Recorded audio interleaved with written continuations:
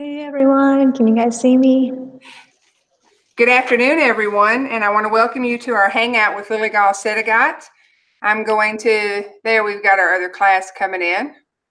So I'm going to go ahead and mute you, Miss Lambert, and we're just getting started. And I'm going to put you up on the screen so they can see you while I'm introducing you. Lilly is a National Geographic Explorer and multimedia storyteller. Previously, she was a Fulbright National Geographic Digital Storyteller, documenting Taiwan's waste management system, plastics recycling, and circular economy initiatives. An active spokesperson for National Geographic's Global Planet or Plastic campaign, Lilly creates music videos, infographics, and maps to transform people's perceptions of trash from something disposable to something valuable. She has spoken at United Nations World Environment Day, India, Influence National Summit, and the National Geographic Live series, among other events. Lilly completed a BA in political economy at the University of California, Berkeley. She hopes to pursue a Ph.D. in environmental anthropology and has been named 5 under 25 leaders in U.S. China Relations by China Hands magazine. Some of our classrooms were fortunate enough to participate in a past hangout with Lilly during our Ocean Plastics Month, and our students enjoyed that session so much. They were so amazed at all the information and the facts that Lilly shared that we reached out to her and asked her if she would do just a one-on-one session with our Lee County schools for our Digital Learning Day. So thank you so much, Lilly, for working this into your schedule. And at this time, I'm going to turn it over to you.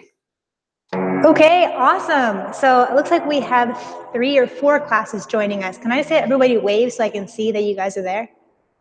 Yeah, awesome, right on. Okay, so I prepared for you guys a series of videos and some Google Earth stuff. So it's going to be a really fun, interactive conversation. And I also have some questions for you guys. So think about trash, think about recycling, whatever you know, and it's going to be a really fun session, okay? So let's get started. I'm going to start sharing my screen. Okay, here we go. So as Ms. Nicodam mentioned, so I'm a National Geographic Explorer, and what that means is I spent the last year living in a place called Taiwan, which I'll show you on a map in just a little bit. And I went there because I wanted to understand, where does trash go and how do things recycle? And I'm a storyteller. So what I do is I follow trash trucks and I tell stories about essentially where trash goes. But this is a story that was really personal to me, that began in a place right there in that little orange chair, and led me to a place right here, which is the capital of Taiwan, known as Taipei City. So it's honestly a story that begins with this. Now, does anybody know or recognize what this is? Let me look back here. Raise your hand if you know what that image was. I have one person in the front wearing a black and red shirt in Amanda's classroom. Can you tell me what that is? Go ahead.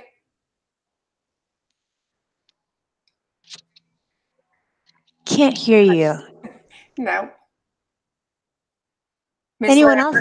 Can he come up closer? We can't hear you. Nice. We still don't have any sound for you, Miss Lambert. I'm going to go ahead and mute you if you want to check on your sound. All right. No worries. I appreciate that, though. Can anyone else in any of the other schools or any classrooms shout it out? Boba. It's Boba. Yeah, it's boba. Boba is the best thing ever. Exactly. So I am a really, really big fan of boba milk tea. Let me show you. So I literally, boba tea is my equivalent of a Starbucks coffee cup. Like, I don't go anywhere. Every day I have like a boba milk tea. And I grew up in San Diego, California, where there was a Taiwanese tea house near my father's old apartment. And I would end up going there pretty much every single day. That I became a VIP at that place. And every single time I ordered a large iced milk tea with half sugar and no boba. Sometimes you get the boba because you want to shoot it out of the straw and because it goes really far and it makes an awesome projectile and it's really fun. But Just be careful you don't hit anybody, because that's not a fun feeling. So I became a VIP at this place, and I drank tons and tons of boba until one day I realized, what happens when I throw my cup and my straw away? You see, up until that time, I hadn't really realized what I do with my trash afterwards. I kind of just drink it and throw it away, drink it, throw it away. And when I graduated from college, I went back to the same boba tea house to ask myself this really important question, which is, what am I going to do with my life? I have my education, I have everything, then what do I want to do? And in that moment, I was sitting in that orange chair that I showed you earlier with that facing that window. And I looked at the cup in my hand that you see right here. And I was like, where does all this go? And I live like maybe a 10-minute drive from the Pacific Ocean. And I came to realize suddenly that every single time I drink the drink that I love, I'm really harming the environment that I love, because this ends up in a landfill or into a marine ecosystem or harming an animal. Because I really love this milk tea, I was also harming the things in the environment around me. And the reality is like, this is kind of one of those things that's out of sight, out of mind, right? Like, you don't really think too much about what happens to your trash once you throw it away, because we're so culturally conditioned that we use something, we throw it away, we use something, and throw it away. Once we use it, it loses value. And it's something that we're so ingrained in doing that we don't think about it. So suddenly it came into the forefront of my mind that, look, we have this global waste problem that's a really big issue for a lot of people. And this is what led me to Taiwan.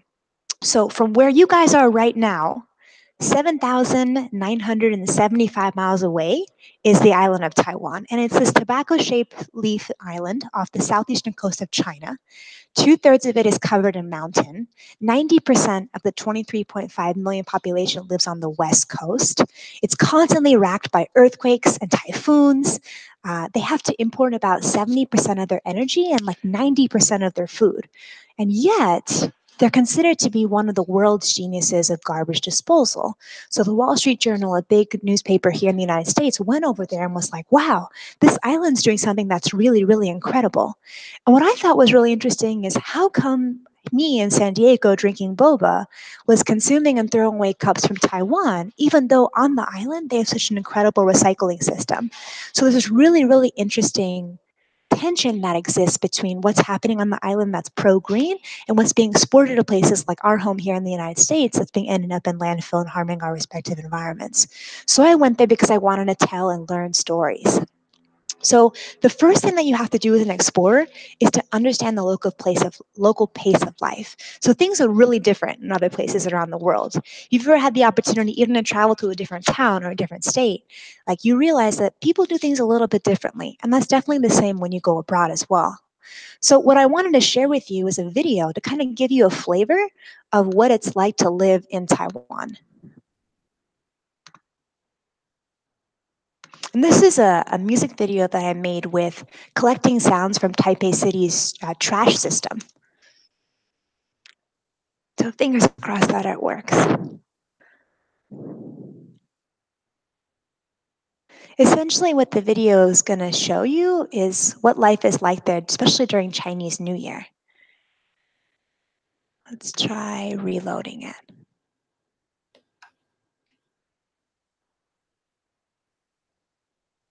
Okay, here we go. So the first part is like, I'm also a break dancer. So the first part is a series of clips of various kids who are dancing, but I can show you that later. What I want to show you is how people live there.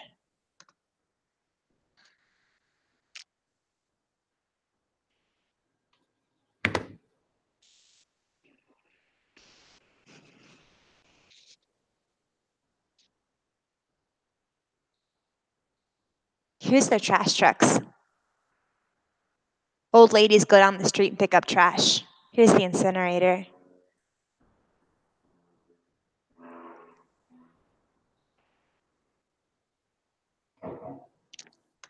There's a lot of stuff that's happening out there, a lot of really interesting stories, a lot of really interesting people. And part of being a National Geographic Explorer means going around and trying to understand the way people around the world do certain things, right?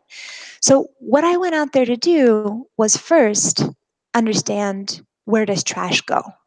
And one of the things that I did is I followed trash trucks for 7 hours through the mountains of Taiwan to understand how do they pick it up and what happens to it once people throw it away. So let me show you a video that I made.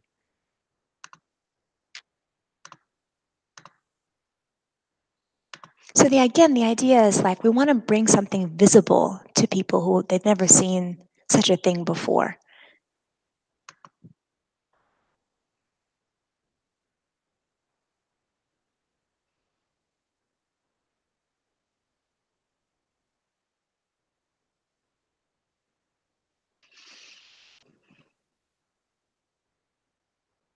So this is where a lot of the local people live.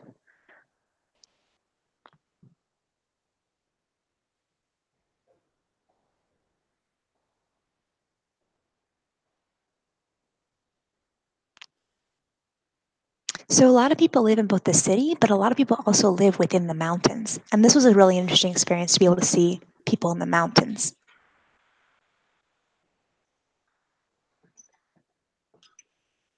So they have two trucks, one for recycling and one for trash they would burn.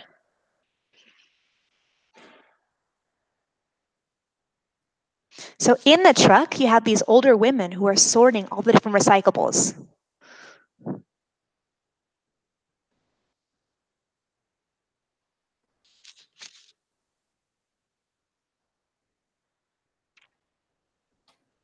That's an elementary school. Now, once they collected it, wanted to see what happens.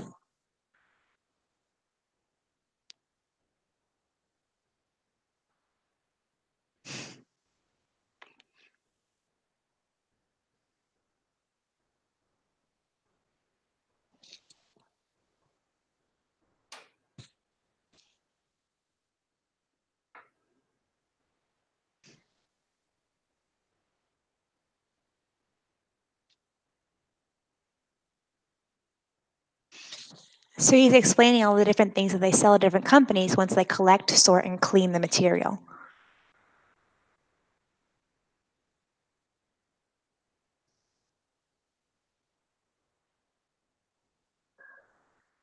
Yeah, it was super cool.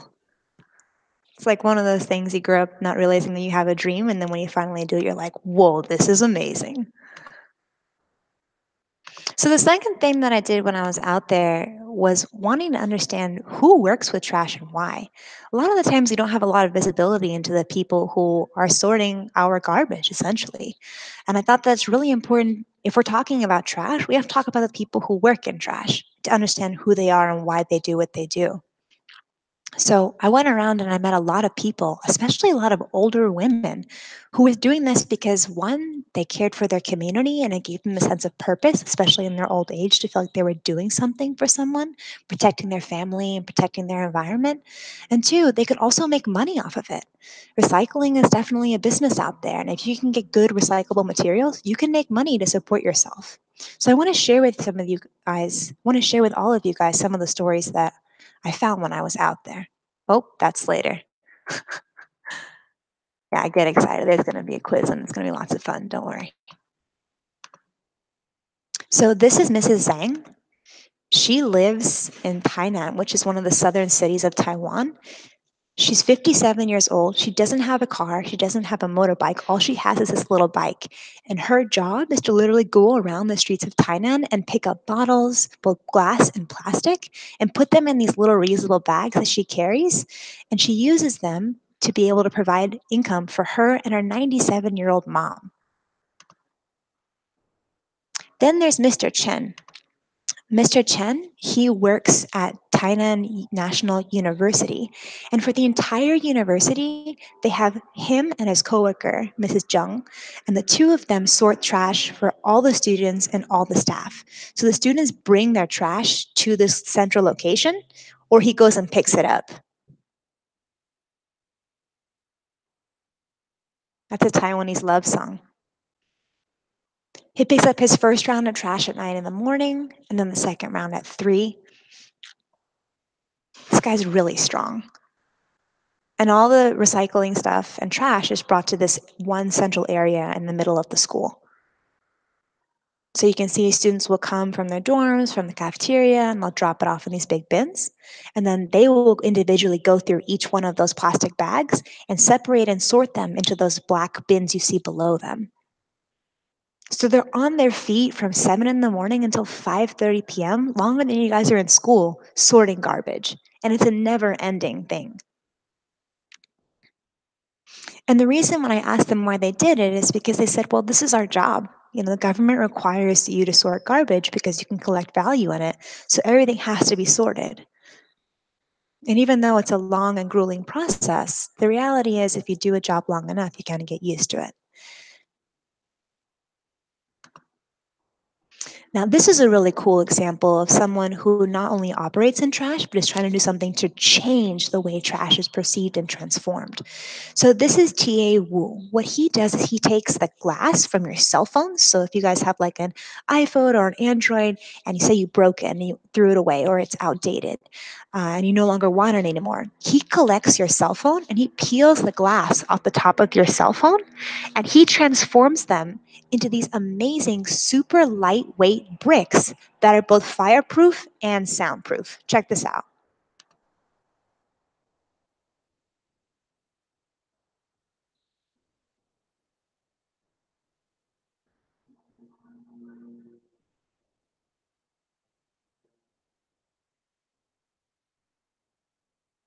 So he made me put my hand right here. Literally, this is like 2 inches thick, right behind him as he's shooting this like guzzle of flame against the rock, and it was completely cold. And that's the power and potential of being able to take something that we'd once throw away, like our old cell phones or a cracked screen, and being able to transform it into completely new material that has amazing capacity to have great change in the world. And the last video I want to share with you, again, I mentioned that there are a lot of older ladies who do it. So these are women who sit in a nonprofit center. They're Buddhists, and they sit down for 8 to 10 hours a day as volunteers, where they essentially go hang out with their friends and they sort through the city's trash. And what this trash becomes, once they pull apart the plastic bottles,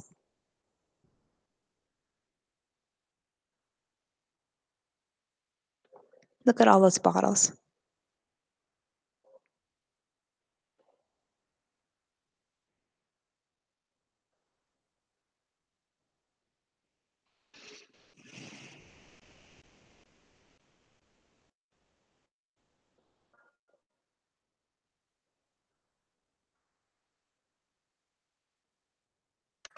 So she's talking about how even in a water bottle, there are different types of material. And the only way that you can accurately recycle something is if you separate the different materials and recycle each one of those materials separately. So these ladies are literally volunteering 8 to 10 hours a day to sit there and go through like our water bottles or our drink bottles. What's able to be really great about this organization is that they're able to take this material and they transform it into solar-powered backpacks, solar-powered shoes, solar-powered hats, clothes, things that you wouldn't even expect you could do with a water bottle. So now, since you guys kind of got a preview, it's quiz time, and don't worry, you're not going to be graded on this, but I figured we could have an exchange, right? And we can learn through the process together. So I'm going to ask you a series of questions, and then I'm going to turn the screen back to you guys. And if any of your classroom has an answer, we'll pick on a class or see someone raise their hand, and then we'll try to use the microphone to have you guys answer. And if the microphone isn't working, no problem. What we'll do is you can write it on a piece of paper and run it up to the camera, and I'll read it out loud so everyone else can hear you. Sound okay? All right, cool. So we're going to have a dual screen so I can see your face and this PowerPoint. Okay. Cool.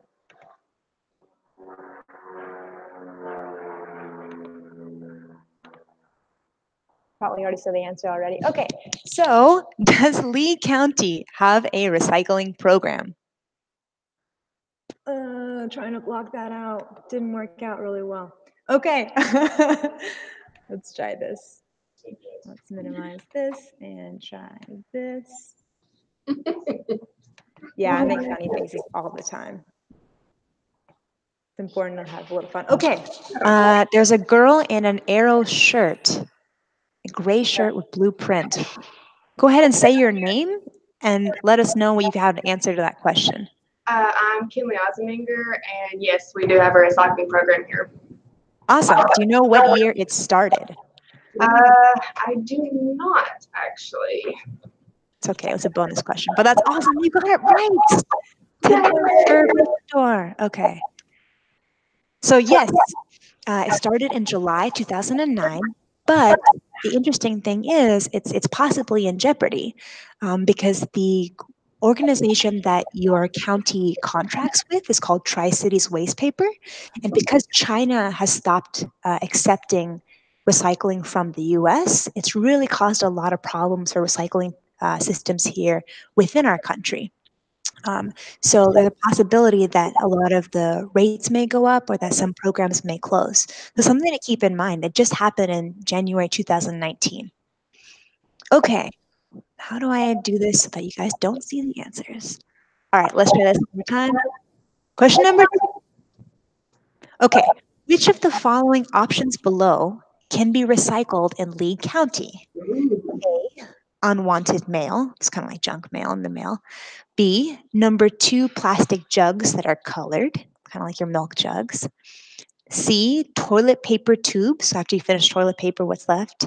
D, number 1, beverage and non-beverage containers, and that's referring to like plastic bottles that are labeled number 1. Or E, all of the above. Okay, there's a student with his hand on a chair with a red shirt, young man.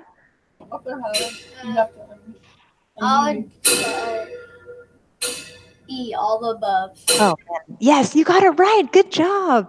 I hope that wasn't because I saw it on my screen. Great job. What's your name, buddy? Haram. Awesome. Thanks so much, man. That was really great. Okay, question number 3. I'm going to figure this out, guys. Don't worry. Yes, E. All right. Is waste disposed of in Lee County? No, I meant to. Okay. Yes or no? What's that classroom that hasn't responded to us yet? Yeah, I'll put Miss Gully's classroom on the spot. Miss Gully. Yes. There. If you have a student. No. Say it louder. No. No. Do you know where it is sent? No. No worries. That's right. So the answer actually is correct, that the trash that comes out of your households, that comes out of your school, actually doesn't get disposed of in Lee County, even though, and this is pretty cool, I wanted to show this to you guys. If you look at Google Earth, let's do a little reload here. So what I did is I wanted to go check out like where you guys live, because I live in California and you guys live in Virginia. So what I did is I did a little Google Earth search of Lee County, and I know some of you guys are from Rose Hill and some of you guys are from Jonesville. And what was really cool for me to see is that there's the landfill is pretty visible. So you can see that, but because, come on, Google Earth. The city and the county is actually contracted with the city of Bristol to send the waste over to the city of Bristol so they can manage it at their landfill. Let me maybe close some of these down.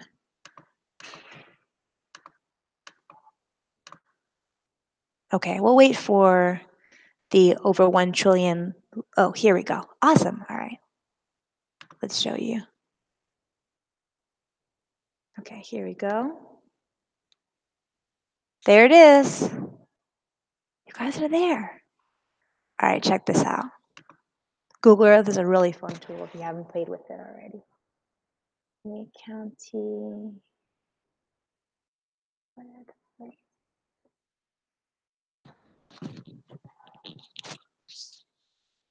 Oh, that takes us all the way to Florida.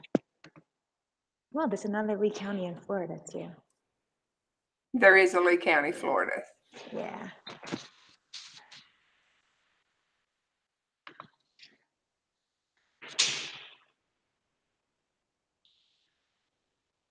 There we go.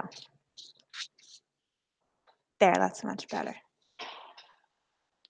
That's South Carolina. I was showing up earlier.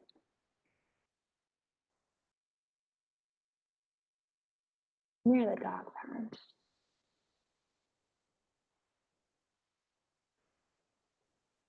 So it's really incredible what you can see and do in this area. Looks like home, huh? So if we zoom out a bit.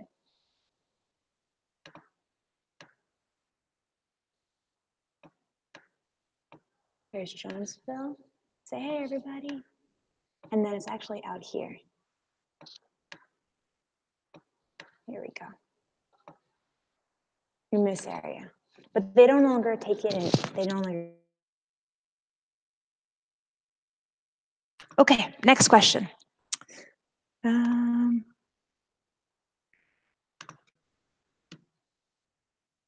Where can you just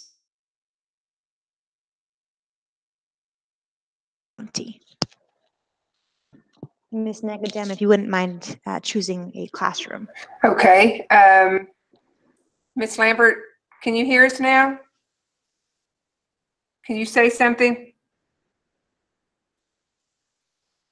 I guess they're still having problems. I can't hear them. So let's go to, I think everybody's answered one. We'll go back to Miss Howard's classroom. Okay. So the question was, what do we do with their waste?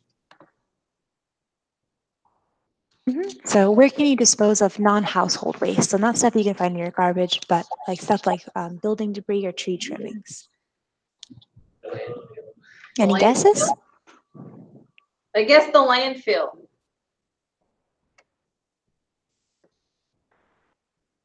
Sorry, I didn't hear that. Can we say it one more time? The guess was the landfill.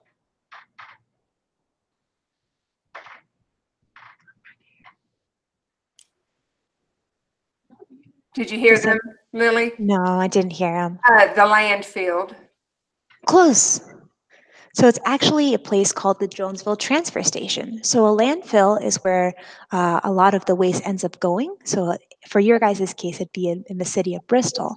But in fact, in Jonesville, there's a place called a transfer station where they first bring all the waste to that place first, and then they sort it again, kind of like what you saw in the video there. And it actually costs money. So $37.50 per ton of waste. Although if you give them metal, it's considered free. And this leads us to the next question. Is waste disposal and recycling a business? Anyone can shout it out.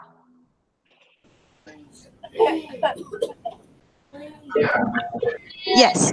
Yeah, I heard a yes. Now, can anyone tell me why? Businesses pay money for those materials. Absolutely. Well said and well spoken. So they operate like any other good in the market. So you want to buy a cell phone, you want to buy a bag of chips, you want to buy a water bottle. All those things after you use them are still materials in the market that you would buy and sell. So really great job. That was a really great job. Okay, so we're going to take a 10-second break. I know tests give people anxiety. So we're going to take a deep breath. Deep breath in, deep breath out. Okay, are you guys ready for the last questions? Yeah? I have them all muted until okay. All right, the great. camera wouldn't keep bopping back and forth. All right, no I worries. can unmute them if you'd prefer. No problem. Maybe during the answer portion. Right, okay. Okay, so next question, almost done. Are all plastics recyclable? No. Well said. Yes, exactly. So not all of them are created equal, right? So certain things, depending upon where you live, are recyclable. So in your county, there's a number 1 and number 2 are recyclable, but things like number 6, styrofoam, for instance, is absolutely not recyclable, right? So well done. Next question, almost done. Before you recycle any plastic container, what should you do? You need to, wash them, rinse them out. Man, you guys are so smart. I gave this presentation at National Geographic and none of the adults knew the answer to that. Well done. Absolutely, right? So only clean plastic is recyclable. And why is that? So if we're thinking about plastic being a part of a business, right? If it's dirty, it's lower quality, so it's harder to resell. But if it's cleaner, it's higher quality and you can get more money for it. So it's easier to sell in the recyclable market and easier to make it into new things. All right, last question. And this is one, I think, one of the tougher ones. So maybe the high schoolers can help out the middle schoolers. What happens chemically when you recycle something?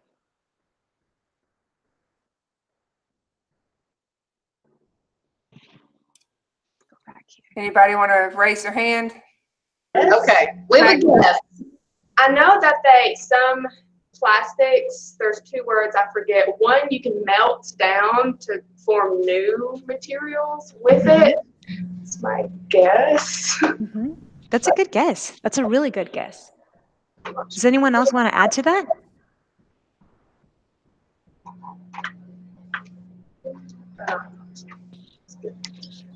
So what? Nope. So that was actually a really, really well-spoken answer. So there are two different types of plastics, one that can be remelted down or recycled and one that can't. For the ones that can, what ends up happening is plastic are made out of these long chains called polymers. So every time you recycle them, if you look here, they grow from long to short to shorter. And every time that you recycle them and they become shorter, you have to add new material in to make it of higher quality. Because the shorter the chain is that makes the plastic, the lower the quality it becomes and the harder it gets to recycle or to remake it into anything. But at the same time, something like glass and metal, they can be recycled infinitely. So you could have like a glass necklace today, and in 350 years, you can recycle that material and it's going to be the same quality as what you got it when you just got it out of the store. So in my conclusion here for the presentation, and then you guys can feel free to ask me any questions that you'd like, but the big point that I want to share with you all today is that your choices matter, right? And ultimately, every choice that you make has an effect on someone or somewhere or something, whether it's on an island almost 8,000 miles away or whether it's in the depths of the ocean and it's a baby seahorse. Everything that you do can make a difference to someone or something, even if you don't visibly see it. And that's the goal that I want to do with the storytelling work, with the videos that I showed you. And now I'd like to open it up to questions. So thanks for participating in the quiz and for hanging along. Thank you so much, Lily. Okay, I'm just going to go to each classroom and unmute and see what questions they have. So let me start with Miss Gully's classroom. Hold on, we are trying to come up with a good question here, Brooke. Yeah, you're good for questions. All right, go ahead. What about the sea life? What happens with all the plastics that go into the sea and the animals? You got one, John? Okay, that was your question. That's John Frederick's question. Camera shy. John Frederick, that's a really great question, and I'm glad you asked it. So what ends up happening is a lot of the times animals can't distinguish between the plastic trash that's in the ocean and the regular food because all they know is the food that is normally in their ocean. In the last 15 years alone, we've done so much plastic garbage into the ocean that animals are consuming it like it's just regular food. And what happens when you consume plastic is that it goes into your stomach and it makes you feel like you're full. And it won't allow you to eat or absorb any other nutrients into your body. So it's kind of like a big bag that expands. And because of that, these animals end up dying of starvation because the plastic expands within their stomachs and don't allow them to eat anything. So it's really, really terrible. Another thing too is I'm not sure if you guys are familiar, there was a really big viral video that went out of a turtle that was captured off the coast of South America. And there was a group of marine scientists and they had to take pliers and they had to pull what they came to be a straw out of its nose. So a lot of things that we use in our day-to-day, straws or cups or plastic bags, end up really harming animals around the world. So that was a really good question. Thank you for that, John. Okay, let's go to Jonesville Middle School, Miss Jones's and Miss Roop's group. Which country produces the most trash? Good question. What's your name? Brecken. Brecken, thank you. That's a really good question. So it depends on how you define trash, right? And what it means and where it goes. So the U.S. is actually a big trash producer, but as is China.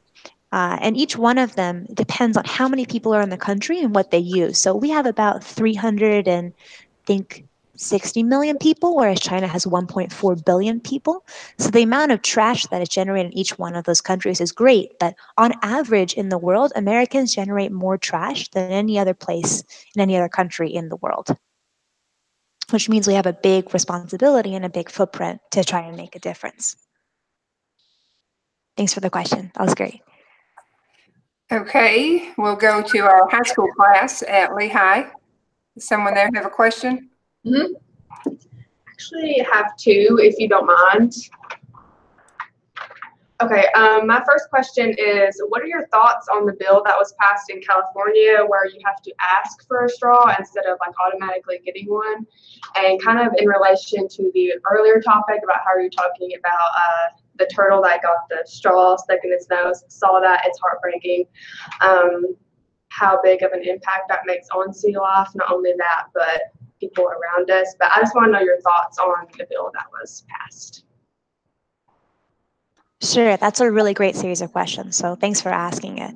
I was born and raised in California. So there was a really big debate within our state on whether we should do it. A lot of folks who are disability advocates said that it's not fair to people who actually rely on straws in order to consume beverages to have to be restricted in that regard because they're restricted in so many other ways. And then a lot of people said, no, it's a consumer choice that we have the ability to make decisions to better the environment. Statistically speaking, the largest number of plastic that's found in the ocean comes from fishing nets, not from plastic straws. But the impact that they have because they're so small and because they can't be recycled is actually pretty great. So it's a balance. I think for me, for people who are able individuals and able citizens, being able to think about the decisions that you have to make instead of having them handed to you is a really important process just in life. Whether that's straws or whether that's something else, I think that's really important. Because sometimes people don't necessarily need to drink from straws. In Asia, however, they believe that you need to drink from a straw because they are afraid that the container that their drink is in is contaminated because there's been a lot of food scandals. So it's different in every place. But from California and for me, I think if you have the ability to make a decision for yourself and the ability to not necessarily have to use it, then I think it's a good thing because it gets people to start thinking. And that's the idea, right? You want people to start thinking about what they're doing, what impact they have on others. In terms of your second question, you asked about the turtles and the straws, if that's correct, and like what kind of impact that has. So when I was in Taiwan, there's actually a group of young women who are your age who started a group called For the Turtles, and they create glass straws. And they went to every single cafe in the capital city, in the 3 major southern cities, and now into the mountains. And they literally handed these glass straws to the cafe owners saying, can you please use this instead of your plastic straws? And the idea, again, is to transform the way people think about consumerism. Because we do have an impact, even if we're separated from the ocean geographically, or we don't really think about it. So I think it's really powerful that young people like yourself are not only thinking about this, but trying to come up with solutions to it because they realize that they really do have power, that your world is not just your school or your classroom or your parents or your family, where you go to sleep at night, where you go to eat during the day, where you go to school, all those things. It's more than that. Your life is one giant adventure that affects so many millions of people and millions of other species around the world by the decisions that you make and how you carry yourself.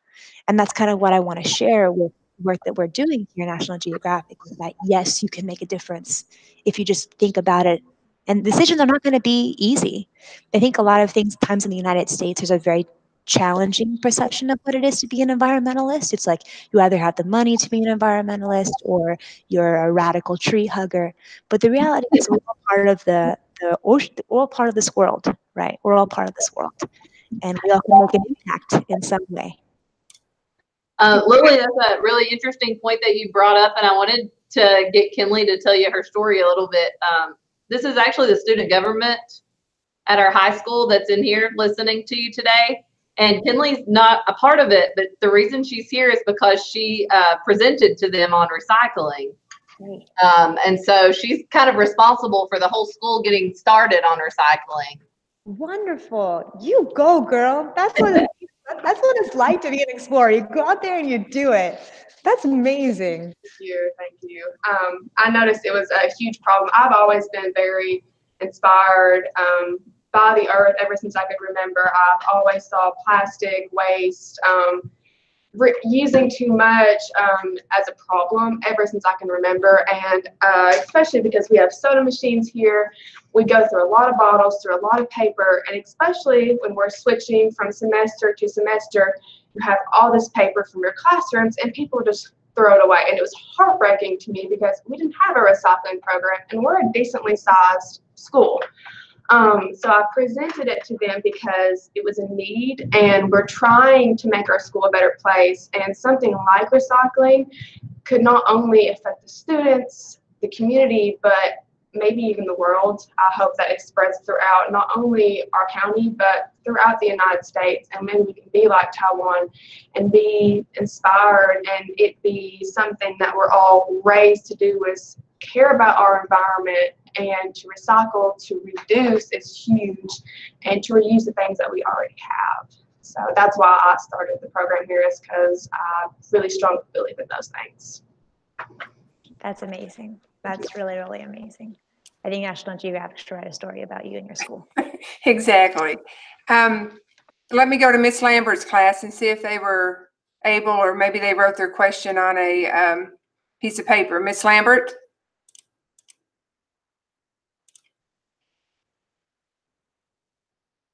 Does anyone have a question, or do you have it on a piece of paper? You're unmuted. We still can't hear you.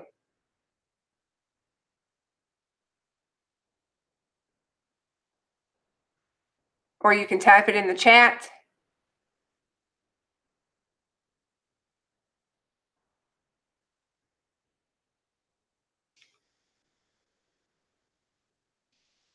Yes, no, can you give me like a thumbs up if you're going to write it on a piece of paper, or, okay. While we're waiting on them to write that, Lily, I didn't introduce all of our classes. I'll just go to them and not unmute them and let them wave. Will that be okay? So this is our high school, which Christy had already introduced. And Miss Gully's class this is the 5th grade science students at Lillygol Middle School. Then we had our 5th grade students, science students with Miss Roop, and our 6th grade students with Mr. Adia at Jonesville Middle School. And this is Pennington Middle School, Miss Lambert's 5th grade science students that are having problems with their microphone. So we think they're going to write a question for us, correct? Yes? All right, here it comes. Okay. Which product do you think is causing the most harm to our environment? Ooh, that's a really, really good question. So, are you guys familiar with a place called the Philippines? Have you heard of that before? Yeah, it's like 7,000 islands located on the opposite side of the Earth in the Pacific Ocean. And there have been a lot of videos, YouTube videos that have come out of like these oceans of like plastic bottles through people's neighborhoods, but there's no sidewalk. It's just people have to walk through plastic bottles, right, to get to and from school and to and from home. So one of the things that a group there called the Mother Earth Foundation started to do was to track what plastic waste ended up in their community. So they pulled out little figurines, like little army figurines. They had like chip bags. They had plastic bottles. They had a lot of flip-flops. They found a lot of toothbrushes. So it really depends on every place, what people consume and what they need to consume, what they have access to. In Indonesia, plastic bags are crazy. Like there's so many plastic bags everywhere. And there was a video that just came out last week of a group of people who are floating down the river near Jakarta in the capital city. And the banks of the river have like 6, 7, 8, 9, 10 layers of plastic bags you can't pull out. So each one of these things is harmful. I think in the United States, what we need to get better at is creating products that are made of one material so they're easily recyclable, or coming up with ways like an orange, right, or a banana. Those two things, you want to eat the stuff on the inside, right? And then you peel apart the different layers, and then you're able to compost or throw out the layers that eventually go up back into the earth because they're from nutrients. So we have to find ways that we can create products that have the same type of material that we can compost them. I think here in the US, what challenge I ask you guys to do, maybe next week or on your day-to-day, is to make a journal of what you throw out. And look at that journal over the course of like 5 days and see, is there something that's more, you throw out more than others? And if there's a way that you can change that. So that's a really cool challenge that I would ask for you guys. But I wouldn't say there's just one harmful thing. It also depends on where you live and what you have access to and what you consume. But things that don't get properly disposed of or aren't properly recycled end up in places that can harm other things and other people and other animals. That was a great question. Thanks, Ms. Lambert's class, for working with us, even though the sound doesn't work. You guys are great. I had a correction. Elydale is their 6th grade science, but it's Elydale Middle School, so they wanted me to correct that for them. So I'm sorry, but we got them in there. Do we have time for one more question before if someone very excited has a question and wants to jump up and raise their hand, or Miss Gully's class has another question? Okay. Sorry, I told you something. Go ahead. What happens to plastic bottles that aren't recycled? What's your name, buddy? Say it again. That's Russell. Okay. What happens to plastic bottles that aren't recyclable? That's your question, right? Okay. So how many of you guys know that there's different types of plastic? Raise your hand. So there are 7 different types of plastic, right? 7 different types, major. The one that you have with your water bottles, that's number 1. And those water bottles are the most recyclable. So you can make hats, clothes, shoelaces, backpacks, building materials out of your plastic water bottles, number 1. Yeah, crazy, right? How many of you guys know what styrofoam is? Yeah, right? So how many of you guys have been to like a fast food restaurant and you order like a Coke and it comes in a styrofoam cup, right? So that's the stuff that's not recyclable. And that's the stuff you see coming into people's homes who live along the ocean shore, that the styrofoam, when you get it wet, it sprinkles into all these little glitter-like, like chocolate chip-like pieces that are white. And you can't clean that up, and it doesn't disappear. So the stuff that's not recyclable are your styrofoam cups.